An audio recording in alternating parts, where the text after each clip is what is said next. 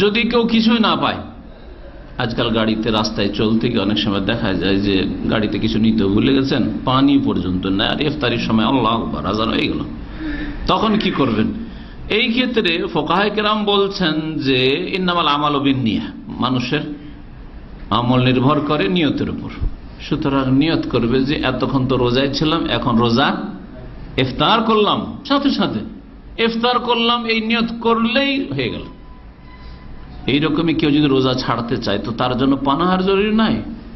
এটাও মাসলা জেনে রাখেন, দিনের বেলা কোন এক সময় যদি বলে, নফল হোক আর ফরজ রোজা হোক, যদি অন্তরে সংকল্প করে না যে এতক্ষণ তো রোজা ছিলাম, রোজা রাখবো না, ছেড়ে দিলাম, ছেড়ে দেবো না, ছেড়ে দিলাম, যেমন তালাক দিলাম তো তালাক হয়ে গেল, ঠিক তেমনই যদি বলে যে আমি মনে মনে উচ্চারণ, আর নিয়তের জন্য উচ্চারণ করাও শর্ত না, মনে মনে যদি দৃঢ় সংকল্প করে না যে এতক্ষণ তো রোজা ছিলাম আর রোজা রাখতে পারবো না, অথবা পারবো না, ফাসেক লোকেরা মাঝে মাঝে রাখে মাঝে মাঝে রাখে না, এখনই রোজা ছেড়ে দিলাম, কিন্তু খাওয়ার সুযোগ পেল না বা খেলো না, সংকল্প করে ফেলেছে, রোজা তার ভঙ্গ হয়ে যাবে, ওই নিয়তের মাধ্যমে তার রোজা নষ্ট হয়ে যাবে।